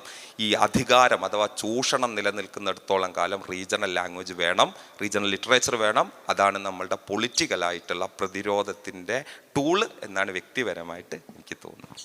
ഒരൊറ്റ കാര്യം അതിനകത്ത്, ഇപ്പോൾ യൂറോപ്യൻ അധിനിവേശം നടത്തിയ പ്രധാനപ്പെട്ട സ്ഥലങ്ങളിൽ ഇപ്പോൾ ഫ്രഞ്ചുകാർ അവരുടെ ഭാഷ അടിച്ചേൽപ്പിക്കാൻ ശ്രമിച്ചിട്ടുണ്ട്. ഗോവയിൽ ഏതാണ്ട് 500 വർഷം ഭരിക്കുന്നുണ്ട് പോർച്ചുഗീസുകാർ. സമയത്ത് കൊങ്കണി ഭാഷ നിരോധിച്ചു, പബ്ലിക്കിൽ സംസാരിക്കാൻ പോലും പറ്റില്ലായിരുന്നു. അപ്പോൾ എന്നിട്ട് പോലും ആ ഭാഷ 1961 ആണെന്ന് തോന്നുന്നു പോർച്ചുഗീസുകാർ പോകുന്നതോടുകൂടി പോർച്ചുഗീസ് ഭാഷ അവിടെ ഇല്ലാതായി. 500 വർഷം അടിച്ചേൽപ്പിക്കാൻ ശ്രമിച്ച ഒരു വിദേശ ഭാഷ അവിടെ ഇല്ലാതായി. 500 വർഷം നിശബ്ദമായി മൊഴിയപ്പെട്ട ആ ഭാഷ പിന്നീട് പ്രബലീകരിക്കപ്പെട്ടു. അപ്പോൾ അതൊരു കൾച്ചറിൻ്റെയും അതിജീവനത്തിൻ്റെയും എല്ലാം ഒന്നാണല്ലോ ഭാഷ എന്ന് പറയുന്നത്. അതങ്ങനെ പെട്ടെന്ന് ഒരു ഏകഭാഷയിലേക്ക് മാറ്റം അസാധ്യമെന്നാണ് ഞാൻ കരുതുന്നത്. അസ്സലാമു അലൈക്കും. ഇതിൽ ഒരു 2 ചോദ്യം നിലയിലാണ്. ഒന്ന്, പാനലിൻ്റെ അതിനെക്കുറിച്ചുള്ള വിലയിരുത്തൽ എന്ന രീതിയിൽ ഫിക്ഷനാണോ നോൺ ഫിക്ഷനാണോ ഏറ്റവും ഇമ്പോർട്ടൻ്റായി നമ്മൾ വായിക്കേണ്ടിയിരിക്കുന്നത് എന്ന രീതിയിലും, മറ്റൊന്ന്, നമ്മൾ ഈ ഫിക്ഷൻ വായിക്കുമ്പോൾ 2 തരത്തിലുള്ള ഫിക്ഷനുകൾ ഉണ്ടാവാറുണ്ട്. ഒന്ന് വളരെയധികം പൊളിറ്റിക്കലി എഴുതപ്പെട്ടപ്പോൾ ആനന്ദിൻ്റെ കേത്ത് പോലെ അത് രാഷ്ട്രീയപരമായി തന്നെ അതിനെ നമുക്ക് വായിക്കുമ്പോൾ മനസ്സിലാക്കാൻ പറ്റും. നേരെ തിരിച്ച് MTയുടേതൊക്കെ മുകുന്ദൻ്റെതൊക്കെ അതിൽ പ്രത്യക്ഷത്തിൽ ഒരു രാഷ്ട്രീയമൊന്നും ഉണ്ടാവില്ല, ഉള്ളിലൂടെ മറഞ്ഞെടുക്കുന്ന രാഷ്ട്രീയമാണെങ്കിലും അതിൽ നേരത്തെ ചന്തുമേനോൻ്റെ അനുഭവം പറഞ്ഞതുപോലെ ആസ്വാദനത്തിന് വേണ്ടി എഴുതിയെന്ന പോലെ വെറും ആസ്വാദനമായി പോകുന്ന ചില എഴുത്തുകളെ വിലയിരുത്തിയിട്ട് ഇതിനെ വിലയിരുത്തി എങ്ങനെയാണ് ഈ വായനകളെയൊക്കെ കണ്ടെത്തേണ്ടതെന്നും എന്നൊരു 2 ചോദ്യങ്ങൾക്കുള്ള ഉത്തരം. 1-2 കാര്യം പറഞ്ഞ് ഞാൻ ലുക്മാനിലേക്ക് പോവാം. എനിക്ക് തോന്നുന്നത് വായന വളരെ സബ്ജക്റ്റീവാണ്, വളരെ സബ്ജക്റ്റീവാണ്. അതുകൊണ്ട് എന്ത് വായിക്കണം എന്ത് വായിക്കണ്ട എന്നുള്ളതൊക്കെ പൂർണ്ണമായും വ്യക്തിപരമായ തീരുമാനങ്ങളാണെന്നാണ് എനിക്ക് പ്രാഥമികമായിട്ട് പറയാനുള്ളത്. ഫിക്ഷൻ വായിക്കണോ നോൺ ഫിക്ഷൻ വായിക്കണോ, ഫിക്ഷനിൽ തന്നെ ഏത് നിലയിലുള്ള ജാനറുകൾ വായിക്കണം, അത് പ്രത്യക്ഷത്തിൽ പൊളിറ്റിക്സ് പറയുന്നത് വേണോ, നേരത്തെ പറഞ്ഞ പോലെ സൗന്ദര്യാത്മകം എന്ന് വിശേഷിപ്പിക്കാൻ പറ്റുന്ന ജനുസിൽ നിന്ന് തിരഞ്ഞെടുക്കണം, ഇതൊക്കെ പൂർണ്ണമായും വ്യക്തിപരം തന്നെയാണ് എന്നുള്ളതാണ് എൻ്റെ ഒരു നിലപാട്. അതുകൊണ്ട് ഇന്നത് വായിക്കണമെന്ന് നിർദ്ദേശിക്കാനുള്ള അതൊരു അനൗചിത്യമാണെന്നാണ് എനിക്ക് തോന്നുന്നത്. 1. 2, ഇവിടെ ചൂണ്ടിക്കാണിച്ചതുപോലെ അതിലോട് ഒരു കാര്യം എനിക്ക് പറയാനുള്ളത്, പ്രത്യക്ഷത്തിൽ രാഷ്ട്രീയം പറയുന്ന കൃതികൾ മാത്രം വായിച്ച് നമുക്ക് ഈ നിലയിലുള്ള വായനയുടെ ഒരു അനുഭവമോ അല്ലെങ്കിൽ ഒരു പ്രതിരോധമോ രൂപപ്പെടുത്തിയെടുക്കാൻ സാധ്യമാണ് എന്ന് ഞാൻ കരുതുന്നില്ല വ്യക്തിപരമായിട്ട്. മറിച്ച് ഈ എസ്തെറ്റിക്സ് എന്ന് പറയുന്നത്, ലാവണ്യാത്മകത, സൗന്ദര്യാത്മകത എന്ന് പറയുന്നതിനകത്തൊരു പൊളിറ്റിക്സ് ഉണ്ട്, അതിൻ്റെ പൊളിറ്റിക്സ് ഉണ്ട്. ആ പൊളിറ്റിക്സിനും വലിയ പ്രാധാന്യമുണ്ട് എന്നുള്ളതാണ് എൻ്റെ ഒരു പൊസിഷൻ. അതുകൊണ്ട് പൊളിറ്റിക്കലായ പ്രത്യക്ഷത്തിൽ രാഷ്ട്രീയം പറയുന്ന കൃതികൾ വായിക്കുന്നത് പോലെ തന്നെ എസ്തെറ്റിക്കലായ കൃതികൾ കൂടി നമ്മളുടെ വായനയിൽ വരേണ്ടതുണ്ട്. അങ്ങനെയാണ് നമുക്ക് എസ്തെറ്റിക്സിനെ കൂടി കുറേ കൂടി ഡെമോക്രാറ്റൈസ് ചെയ്യാൻ പറ്റുള്ളൂ എന്ന് തോന്നുന്നു. ബാക്കിലും ഞാൻ പറയും. ഞാനതിൻ്റെ ഭാഷാപരമായ റഫീഖ് സാറ് പറഞ്ഞ പോലെ വളരെ ഇൻഡിവിജ്വലിസ്റ്റിക്കാണ് വായന എന്ന് പറയുന്നത്. അപ്പോൾ തന്നെയും ഇപ്പോൾ ഫിക്ഷൻ നോൺ ഫിക്ഷൻ എന്നുള്ള ഘടനയൊക്കെ ഒരുപാട് ശിഥിലമായിട്ടുണ്ട്. ഫിക്ഷൻ എന്ന് പറയുന്നത് എല്ലാം റിവായാത്ത് അല്ലെങ്കിൽ സാങ്കല്പിക കൃതികളൊന്നല്ല ഇപ്പോൾ വരുന്നത്. ഹിസ്റ്റോറിക്കൽ ഫിക്ഷൻ, അതുപോലെ തന്നെ പൂർണ്ണമായിട്ട് ഇപ്പോൾ ജേർണലിസ്റ്റിക് നരേറ്റീവ് ഫിക്ഷൻ തുടങ്ങി ഫിക്ഷൻ്റെ ഒരു മെത്തഡോളജിയിലേക്ക് കുറേ കൂടി റീഡബിളായിട്ടുള്ള കുറേ കൂടി ഇമേജുകളെ ചേർത്തുകൊണ്ടുള്ള പുസ്തകങ്ങൾ ഒരുപാട് വന്നുകൊണ്ടിരിക്കുകയാണ്. അപ്പോൾ ഫിക്ഷൻ്റെ വലിയൊരു സാധ്യത എന്ന് പറയുന്നത് ഫിക്ഷനിൽ ഓരോ എഴുത്തുകാരും പരിപൂർണ സ്വതന്ത്രരാണ്. അവർക്ക് ഇന്ന ഘടന ഉപയോഗിക്കണമെന്നില്ല, ഇന്ന ഭാഷ ഉപയോഗിക്കണമെന്നില്ല. അതിൽ മിത്തുകൾ ചേർക്കാം, അതിൽ വാസ്തവങ്ങൾ മാത്രം ചേർക്കാം, സങ്കല്പങ്ങൾ കൂട്ടാം. പക്ഷേ ഒരു നോൺ ഫിക്ഷനിൽ അതെല്ലാം സാധ്യമാവില്ല. നമ്മൾ നോൺ ഫിക്ഷൻ പല ജോണറിലായിരിക്കും, ഹിസ്റ്ററി ആവട്ടെ, അക്കാഡമിക്സിലെ പല വിഭാഗങ്ങളാവട്ടെ. ഇതിനെല്ലാം അത് എഴുതുന്നതിൻ്റെ ഓരോ സ്റ്റൈലുകളുണ്ടാവും അല്ലേ, ഹിസ്റ്റോറിയോഗ്രാഫിക്ക് അതിൻ്റേതായിട്ടുള്ള മെത്തഡോളജികളുണ്ടാവും. അപ്പോൾ അത് അതിൻ്റേതായ ഒരു സയൻസിൽ ആയിട്ടായിരിക്കും അത് എഴുതുന്നത്. അപ്പോൾ അത് കുറേ കൂടി നോൺ ഫിക്ഷൻ വർക്കുകൾ ആ അർത്ഥത്തിൽ വാസ്തവങ്ങൾ എഴുതേണ്ട, അല്ലെങ്കിൽ അതിന് രേഖീയമായിട്ട് അത് എഴുതാൻ വേണ്ടി തയ്യാർ ചെയ്യപ്പെട്ട ഘടനയിൽ എഴുതേണ്ട തരത്തിലുള്ള വർക്കുകളായിരിക്കും. ഫിക്ഷൻ എന്ന് പറയുന്നത് എല്ലാ സ്വാതന്ത്ര്യവും എഴുത്തുകാരന് നൽകുന്ന തരത്തിലുള്ള, പ്രത്യേകിച്ച് അതിലെ ഭാഷയിലും നൽകുന്ന തരത്തിലുള്ള സ്വാതന്ത്ര്യം എന്ന് പറയുന്നത് വളരെ വലുതാണ്. അപ്പോൾ ഭാഷയുടെയൊക്കെ ഒരു അകങ്ങളിലേക്ക് നമ്മൾ പോകണമെന്നുണ്ടെങ്കിൽ, ഭാഷയുടെ ഒരു ലിറിക്സിലേക്ക്, ഭാഷയുടെ ഒരു കൊളോക്കേറ്റീവായിട്ടുള്ള യൂസേജുകളിലേക്ക്, റീജിയണൽ ഭാഷകളുടെ, ഇപ്പോൾ MT US അമേരിക്കൻ യാത്രാ വിവരണത്തിൽ അദ്ദേഹം പറയുന്നുണ്ട്, അദ്ദേഹം സദേൺ US പോകുമ്പോൾ, ഇപ്പോൾ അലബാമ പോലുള്ള കുറേ കൂടി ബ്ലാക്ക് കമ്മ്യൂണിറ്റികളുള്ള സ്ഥലത്തേക്ക് പോകുമ്പോൾ അവിടുത്തെ മനുഷ്യരുടെ ഭാഷ അദ്ദേഹത്തിന് മനസ്സിലാകുന്നില്ല. എന്നിട്ട് അദ്ദേഹം അവിടുത്തെ ചില എഴുത്തുകാരെ അദ്ദേഹം ഉദാഹരിക്കുന്നുണ്ട്, അവരുടെ ഫിക്ഷനിലും ആ ഭാഷയുടെ ഒരു സ്വാധീനം. അപ്പോൾ ഒരേ സമയം US നിന്ന് വരുന്ന ഈ ഇംഗ്ലീഷ് വർക്കിൽ തന്നെ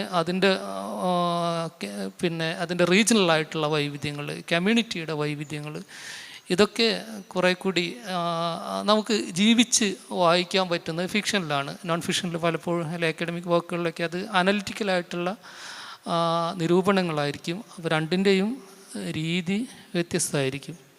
നേരത്തെ ഒരു ആശങ്ക പറഞ്ഞിരുന്നു, വായന എന്താണ് പുസ്തകരഹിതമായ ഒരു വായനയിലേക്ക് നീങ്ങും, അതിൻ്റെ പരിഹാരവും PDF-കളായി നിലനിൽക്കുന്നുള്ള ഒരു സംഭവം പറഞ്ഞു. ഒന്നുകൂടെ കടന്ന് പുതിയ കാല വായനകൾ, പ്രത്യേകിച്ച് മലയാള ആനുകാലികൾ തന്നെ പോഡ്കാസ്റ്റുകളിലേക്ക് കേൾക്കുക മാത്രം, വായിക്കാൻ മടിയാരായ ഒരു സമൂഹത്തെ കേൾപ്പിക്കുക എങ്കിലും ചെയ്യാമെന്നുള്ള തരത്തിലായിരിക്കും അതിലേക്ക് നീങ്ങിക്കുള്ളൂ. അങ്ങനെ ഏറെക്കുറെ ആനുകാലികങ്ങൾ അങ്ങനെ കേൾപ്പിക്കാൻ തുടങ്ങിയിരിക്കുന്നു. സമയമല്ലാത്ത ഭാവിയിൽ എന്താണ് വിഷ്വൽ റീഡിങ് നിലയ്ക്കുകയും ഓഡിറ്റൽ റീഡിങ് അത് വലിയൊരു സാധ്യതയായി കണ്ടുകൊണ്ടായിരിക്കാം അങ്ങനെ തുടരുന്നത്. അപ്പോൾ ഈ വായന എന്നുള്ളത് ഈ വിഷ്വൽ എന്ന് പറയുമ്പോൾ നേരത്തെ പുസ്തകം പറഞ്ഞ പോലെ അടുത്തൊരു വരാനിരിക്കുന്ന ചിത്രങ്ങൾ കാണിച്ചുകൊണ്ടുള്ള ഒരു വായനാ സംവിധാനമൊക്കെ ഒരു സാധ്യതയാണ്, അതവിടെ നിലനിൽക്കുന്നുണ്ട്. എന്നാൽ ഈ വായന അതിനെ നിർവചിക്കുന്നത് എങ്ങനെയാണ്? ഇപ്പോൾ നിലവിൽ നമ്മൾ വായന എന്താണ്, നമ്മൾ വായിക്കുന്ന പുസ്തകം നോക്കി റൺ ചെയ്ത് അതിനെയാണ് നമ്മൾ വായന എന്ന് പറയുന്നത്. ഇതിപ്പോൾ ഓഡിറ്റിലേക്കും പോഡ്കാസ്റ്റിൻ്റെയും നമ്മൾ പറഞ്ഞ പിക്ചറൈസ് സാധ്യതയൊക്കെ കണ്ട് എങ്ങനെയാണ് ഇപ്പോൾ വായനയെ ഒരു നിർവചിക്കുക?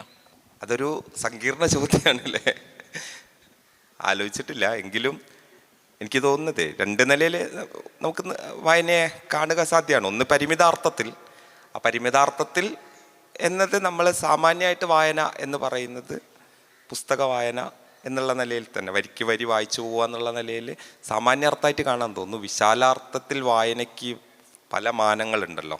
ഇപ്പോൾ നമുക്കൊരു ലാൻഡ്സ്കേപ്പ് വായിക്കാൻ പറ്റും. ഇപ്പോൾ എൻ്റെ മുമ്പിലിരിക്കുന്ന ഈ വാക്കുകളും വസ്തുക്കളും എന്ന് പറയല്ല, വാക്കുകളുടെയും വസ്തുക്കളുടെയും വിന്യാസത്തിൻ്റെ ക്രമത്തെ എനിക്ക് റീഡ് ചെയ്യാൻ പറ്റും. പ്രപഞ്ചത്തെ വായിക്കാൻ പറ്റും. ഒരു വിഷ്വലിനെ നമുക്ക് വായിക്കാൻ പറ്റും. നമ്മുടെ കാഴ്ച എന്ന് പറയുന്നത് തന്നെ ഒരർത്ഥത്തിൽ റീഡിംഗ് ആണ്, കേൾവി റീഡിംഗ് ആണ്. എല്ലാത്തിലും ഒരു റീഡിങ്ങിൻ്റെ എലമെൻ്റ് ഉണ്ടല്ലോ. അതുകൊണ്ട് മനുഷ്യൻ്റെ അവബോധത്തിൻ്റെ തന്നെ അടിസ്ഥാന റീഡിംഗ് ആണ് എന്ന് പറഞ്ഞാൽ തെറ്റില്ല. കൊഗ്നിഷൻ എന്ന് പറയുന്നത് റീഡിങ്ങുമായി ബന്ധപ്പെട്ട് കിടക്കുന്നത്. ഇത് പുസ്തക വായന എന്നുള്ള കേവല അർത്ഥത്തിലല്ല, വിശാലാർത്ഥത്തിൽ പ്രപഞ്ചത്തെ തന്നെ നമ്മൾ റീഡ് ചെയ്യാണ് ചെയ്യുന്നത്, ഏതിനെയും വായിക്കുകയാണ് ചെയ്യുന്നത്. അദ്ദേഹം അത് എഴുത്ത് എന്നാണ് പറയുന്നത്, എനിക്ക് തോന്നുന്നു റീഡിംഗ് ആണ്. നമ്മൾ എല്ലാത്തിനെയും വായിക്കുകയാണ് ചെയ്യുന്നതെന്നാണ് എനിക്ക് തോന്നുന്നത്. വിശാലാർത്ഥത്തിൽ വേണേൽ നമുക്ക് വായന അങ്ങ് നിർവചിക്കാൻ തോന്നുന്നു. പരിമിതാർത്ഥത്തിൽ ഈ പറഞ്ഞതുപോലെ ഇന്നത്തെ ഒരു വ്യവഹാര ഭാഷയിൽ നമ്മൾ വായന എന്നുള്ളതുകൊണ്ട് ഉദ്ദേശിക്കുന്നത് പുസ്തക വായന തന്നെയാണല്ലോ. പോഡ്കാസ്റ്റ് പോലും നമ്മളുടെ വ്യവഹാര ഭാഷയിൽ വായനയായി മാറിയിട്ടില്ല. ഈവൻ ഈ റീഡിങ് പോലും നമ്മൾ വായന എന്നുള്ള സാമാന്യ അർത്ഥത്തിലേക്ക് കടന്നിട്ടില്ല. അത് കടക്കുമായിരിക്കും.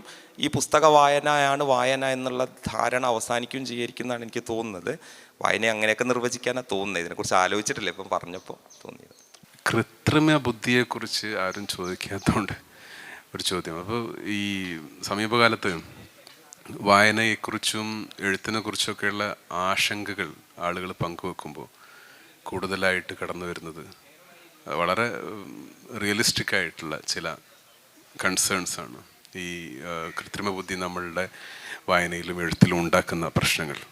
അത് സമീപകാലം എന്ന് പറഞ്ഞാൽ അടുത്ത ആഴ്ച, അടുത്ത മാസം ഒക്കെ സംഭവിക്കാനിരിക്കുന്ന മാറ്റങ്ങളാണ്. അപ്പോൾ ഈ ജനറേറ്റീവ് AI വന്നപ്പോൾ അവർ ലാർജ് ലാംഗ്വേജ് മോഡൽസാണ്, ലാംഗ്വേജിലാണ് ആദ്യം കയറി പിടിക്കുന്നത്. സോ ലാംഗ്വേജിന് ഒരു സമൂലമായിട്ടുള്ള മാറ്റം ഈ ആർട്ടിഫിഷ്യൽ ഇൻ്റലിജൻസ് അധികം വൈകാണ്ട്, എന്നാൽ അടുത്ത മാസം, അടുത്ത ആഴ്ചയിൽ ഉണ്ടാക്കാൻ പോകുന്നത്. അങ്ങനെയുള്ളൊരു സന്നിഗ്ധമായിട്ടുള്ള ഒരു യാഥാർത്ഥ്യമാണത്. അതേക്കുറിച്ച് നിങ്ങളുടെ ഈ ഒരു ഇത്ര ആഴത്തിലുള്ള ഒരു വായനാനുഭവങ്ങളെക്കുറിച്ച് ആഴത്തിലുള്ള ചർച്ച ആയതുകൊണ്ട് ചോദിക്കാം. അതേക്കുറിച്ച് നിങ്ങൾ എന്തായാലും ചിന്തിച്ചിട്ടുണ്ടാവുമല്ലോ. എന്താണ് നിങ്ങൾ അങ്ങനെയാണ് അതിനെ വിലയിരുത്തുന്നത്? എനിക്കൊന്ന് ചോംസ്കിയുടെ ഒരു എസ്സേ ഒരു 6 മാസം മുമ്പാന്ന് തോന്നുന്നു AI ആയിട്ട് ബന്ധപ്പെട്ട് ന്യൂയോർക്ക് ടൈംസിൽ പബ്ലിഷ് ചെയ്തിരുന്നു.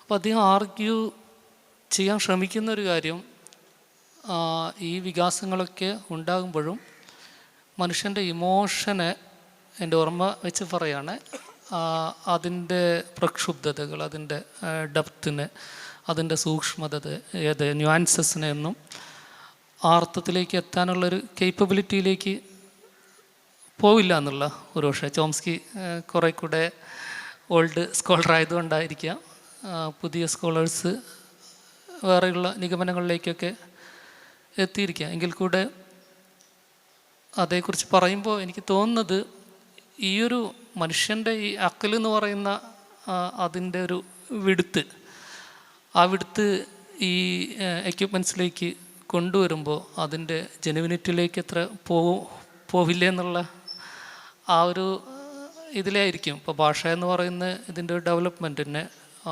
ഒരുപാട് കാലം കൊണ്ട് സംഭവിക്കുന്ന മാറ്റങ്ങളാണല്ലോ. ഇപ്പോൾ ഈ നെറേറ്റീവ് സ്റ്റൈലുകൾ എന്ന് പറയുന്ന വിവിധ ഭാഷകളിലെ, അപ്പോൾ ഓരോ കാലത്തെയും ടേസ്റ്റുകൾ, ഓരോ കാലത്തെയും അഭിരുചികൾ, ഓരോ കാലത്തെയും പുതിയ മാറ്റങ്ങൾ, ആസ്വാദന ശീലങ്ങൾ, ഇതെല്ലാം ഈ സർദിയാത്ത്, ഈ നെറേറ്റീവുകളിൽ, ഫിക്ഷൻ ആവട്ടെ നോൺ ഫിക്ഷൻ ആവട്ടെ, ഇതിലേക്ക് സംഭവിച്ചു കഴിഞ്ഞിട്ടുണ്ട്. അത് നിരന്തരമായ ആലോചനകളിലൂടെ ഓരോ കാലത്തെയും ഈ ഭാഷയെ അല്ലെങ്കിൽ ഈ വ്യവഹാരങ്ങളെ വളരെ സൂക്ഷ്മമായിട്ട് കൈകാര്യം ചെയ്ത ആ മേഖലയിൽ പഠനം നടത്തിയ അത്തരം ആളുകളുടെ വിലയിരുത്തലുകളുടെയൊക്കെ അടിസ്ഥാനത്തിൽ സംഭവിച്ച് കഴിഞ്ഞൊരു മാറ്റമാണല്ലോ. അപ്പോൾ അതിനെ മുഴുവൻ അട്ടിമറിക്കുന്ന തരത്തിൽ മനുഷ്യൻ്റെ ഈ ഇത്രയും ദീർഘമായൊരു കാലത്തെ സെൻസിബിലിറ്റിയെ മുഴുവൻ അട്ടിമറിക്കുന്ന തരത്തിലേക്കുള്ള ഒരു ഷിഫ്റ്റിംഗ് നടക്കുന്നില്ലെന്ന് തന്നെയാണ് പേഴ്സണലി ഞാൻ വിചാരിക്കുന്നത്. തീർച്ചയായിട്ടും അത് നമ്മൾ കാണേണ്ടതാണ് എന്നാണ് കരുതുന്നത്. എനിക്ക് ഈ AI ബന്ധപ്പെട്ട ഒരു ധാരണയുള്ള ആളല്ല, എങ്കിലും എനിക്ക് തോന്നിയൊരു കാര്യം, ഇപ്പോൾ കഴിഞ്ഞ ഒരു മാസം മുമ്പ് NS മാധവനുമായിട്ട് ഒരു മീറ്റിങ്ങിൽ, അപ്പോൾ അദ്ദേഹവും പറഞ്ഞൊരു കാര്യം എന്താ വെച്ചാൽ, സാങ്കേതിക വിദ്യയെ നമ്മൾ ഭയപ്പെടേണ്ട കാര്യമേ ഇല്ല.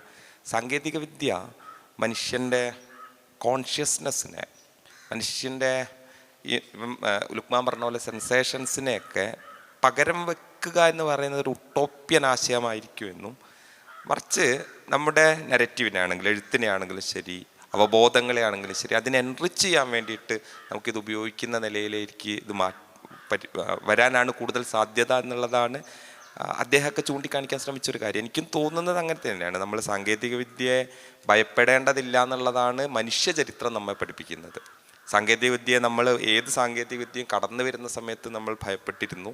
പക്ഷേ എല്ലാ സാങ്കേതിക വിദ്യയും നമ്മൾ സ്വാംശീകരിക്കുകയും നമ്മളുടെ മനുഷ്യവംശത്തിൻ്റെ തന്നെ നീതിബോധമുള്ള ഒരു വളർച്ചയ്ക്ക് വേണ്ടി അതിനെ ഉപയോഗിക്കുകയാണ് ചെയ്തത്. നമുക്ക് വിശാലാർത്ഥത്തിൽ കാണാൻ പറ്റുക. അത് ടെലിവിഷനാണെങ്കിലും ശരി, ഇപ്പോൾ ഇൻ്റർനെറ്റ് ആണെങ്കിലും ശരി, മൊബൈൽ ഫോണുകളാണെങ്കിലും ശരി, ഇനി വരാൻ പോകുന്ന AI-യുടെയും വഴി അതായിരിക്കുമെന്ന് നമുക്ക് പ്രത്യാശിക്കാം. അങ്ങനെ സംഭവിക്കട്ടെ എന്ന് പ്രതീക്ഷിക്കുകയും ചെയ്യാം. ക്ലോസ് ചെയ്യാമെന്നാണ് വിചാരിക്കുന്നത്. വായനയുടെ വ്യത്യസ്ത അനുഭവങ്ങൾ, കുറേ സ്കോളേഴ്സിൻ്റെ അനുഭവങ്ങൾ, അവരുടെ കൃതികൾ, കുറേ തിയറീസ്, ഇതൊക്കെയാണ് നമ്മളുടെ ഈ ചർച്ചയിൽ വന്നിട്ടുള്ളത്. നമ്മുടെ ഈ സെഷനെ ഗംഭീരമാക്കിയത് ശ്രോതാക്കളും കൂടിയാണ്. എല്ലാവർക്കും നന്ദി പറയുന്നു. വിശേഷിച്ച അതിഥികൾക്ക് പിരിയാമെന്ന് വിചാരിക്കുന്നു.